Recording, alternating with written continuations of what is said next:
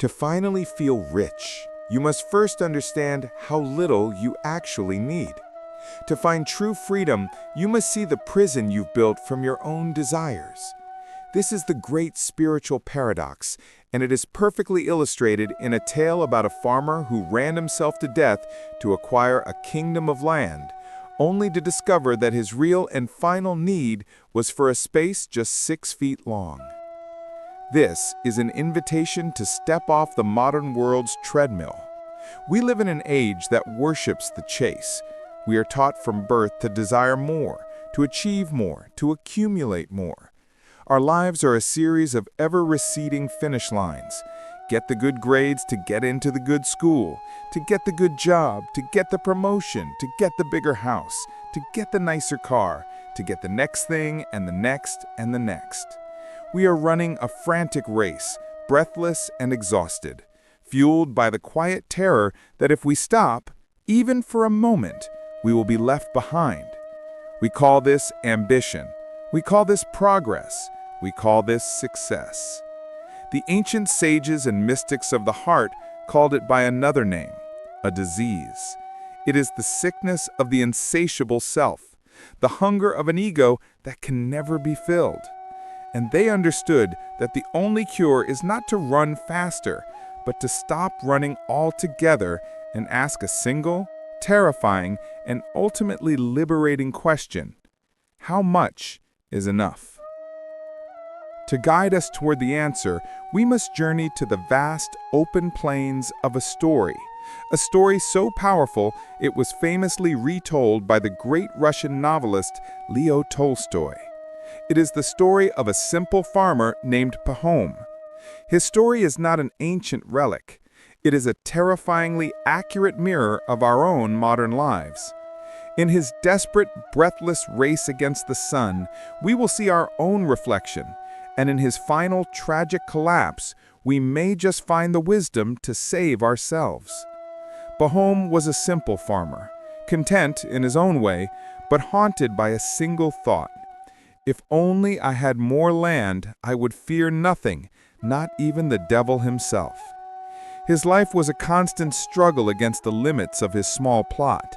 He dreamed of vast, open fields, of rich, black earth stretching as far as the eye could see. One day, a traveler passed through his village with a story that set Pahom's heart ablaze. Far away, in the land of the Bashkirs, there was a generous chief who was giving away fertile land for next to nothing. For a handful of gifts, a man could have as much land as he desired. The dream that had been a whisper in Pahom's heart now became a roar. He sold his small farm, gathered his belongings, and journeyed to this distant, promising land. He found the chief, a kind and welcoming man who listened to Pahom's request. The chief smiled. The deal he offered was even more incredible than the stories had suggested. The price is 1,000 rubles for the day. For that price, you can have all the land you can walk around from sunrise to sunset. Take a spade, and wherever you go, dig a hole to mark your path.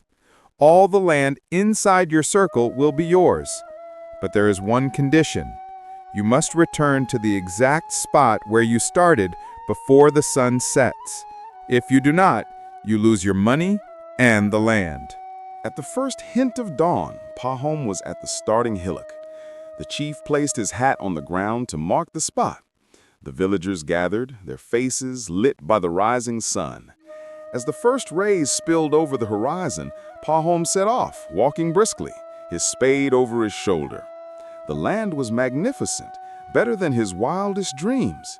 The grass was deep, the earth was rich. After a few miles, he dug a hole and turned left. The sun was getting warmer, but he felt a surge of energy. There is still plenty of time, he thought. I can make a huge circle. He walked on, his greed pulling him forward like a magnet. He passed a lush meadow and thought, it would be a pity to leave this out. So he extended his line, walking further. He saw a damp hollow, perfect for planting flax. I must have this, he muttered, and walked an even wider circle. By midday, he had walked many miles. He was hot, tired, and hungry. He stopped for a moment, ate a small piece of bread, and drank some water. He looked back at the starting hill. It was a faint, shimmering speck in the distance. A flicker of anxiety touched him. Perhaps I've gone far enough, he thought. But then he looked ahead. He saw a stretch of dark, fertile soil, as level as a floor. I must include this, he thought. They will call me a fool if I miss this piece. The voice of desire drowned out the voice of reason. He walked on. As the afternoon wore on, the sun began its descent. A panic started to grow in Pahom's chest. He looked back at the hill. It was so far away. He had been too greedy. He began to walk faster, shedding his coat, his boots, his water flask. The journey that had begun as a joyful acquisition was now a desperate race against time. He was no longer a landowner claiming his prize. He was a prisoner sprinting back to his cell. He ran, his heart hammering against his ribs, his lungs burning. The sun was sinking fast, a great ball of fire touching the edge of the earth. He could see the people on the hill, waving and shouting, urging him on. He summoned his last ounce of strength. He could hear their voices, but his own breath was a ragged roar in his ears. His legs gave way. He stumbled, fell, then crawled forward on his hands and knees. As he reached the bottom of the hillock, the world went dark. The sun had set. But in the final moment of twilight, he lunged forward, and his outstretched hands touched the chief's hat. He had made it. A cheer went up from the crowd, but Pahom did not hear it. A stream of blood was flowing from his mouth. He lay motionless. The chief watched this scene with a deep, sorrowful wisdom. It was a tragedy he had witnessed many times before. He shook his head, clicked his tongue, and gave a simple order to his men. They took the spade that Pahom had used to mark his vast, imaginary kingdom, and they dug a grave. They made it just long enough for Pahom to lie in, from his head to his heels, 6 feet of earth. They buried him, and the chief, standing over the fresh mound of dirt, uttered the final, devastating truth. One man needs this much land. This story is a perfect allegory for the human condition, as described by the great spiritual traditions. Pahom is every one of us who believes that happiness lies just over the next hill, in the next acquisition, in the next achievement. The Prophet Muhammad's saying echoes this perfectly. If the son of Adam had a valley full of gold, he would desire another one. The son of Adam's belly is filled by nothing but dust. Pahom's belly, his insatiable desire, was only filled when his body returned to the earth.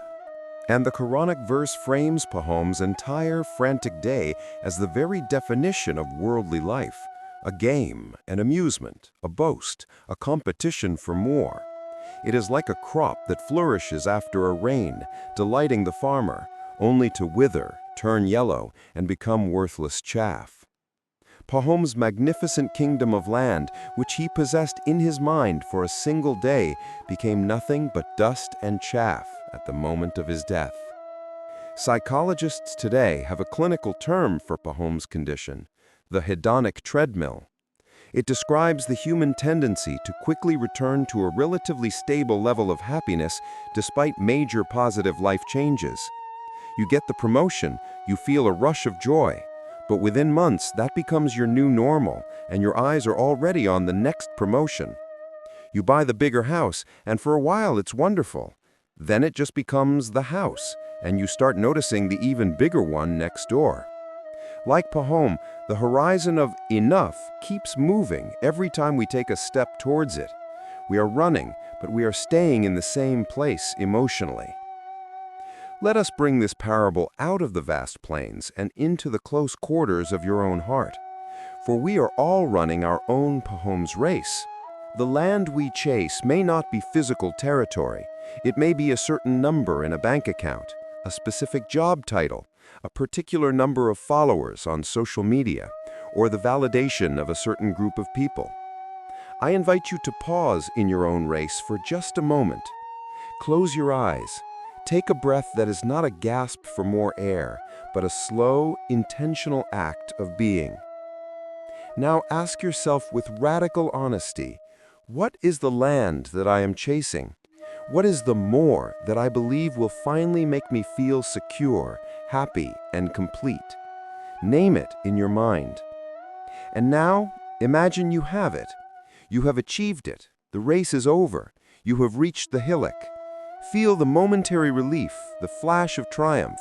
Stay with that feeling. And then ask yourself with the same honesty, now what? How long before the next starting gun fires? How long before a new, more distant horizon of desire appears? See the treadmill for what it is. See the endless sun-scorched plains of your own wanting.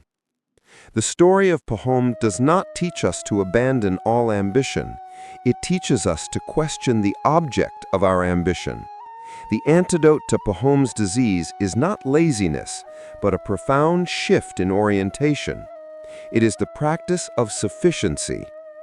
For the next few moments, instead of looking forward at what you lack, I invite you to look down at the ground beneath your feet, the 6 feet of earth that are supporting you right now. Consider the simple, profound sufficiency of this present moment, the air you are breathing, the body that is housing your consciousness, the simple fact of your own existence. The paradox of the hook we began with is this: the feeling of richness we chase on the horizon is only ever found in the full acceptance of the ground we are already on. We began with a great spiritual paradox. To feel rich, you must understand how little you need. The tragic story of Pahom is its stark and unforgettable proof. He ran himself to death to acquire a kingdom, only to discover that his final, irreducible, and absolute need was for a simple grave. The final devastating line from the chief, "One man needs this much land," is not a cynical statement. It is the ultimate spiritual truth. It is the great equalizer. In the end, all our vast accumulated kingdoms of wealth, status, and achievement are relinquished. Our frantic race against the setting sun of our own mortality ends, as it must, at the starting point, the earth from which we came. The wisdom of this story is a call to stop running. It is a call to step off the treadmill. It is a call to redefine wealth, not as the accumulation of more, but as the deep and abiding appreciation of enough. This does not mean you cannot strive or create or build, but it means you do so from a place of fullness, not from a place of lack. You build because you are inspired to, not because you are desperately trying to fill a hole inside yourself that can never be filled with things. Look at your life. Look at the race you are running. Are you running towards a life of deeper connection, of greater peace, of more profound meaning? Or are you, like poor Pahom, simply running towards a wider, more impressive-looking grave? The finish line is not out there on some distant horizon. It is here, now, in the sacred and sufficient space of your own 2 feet.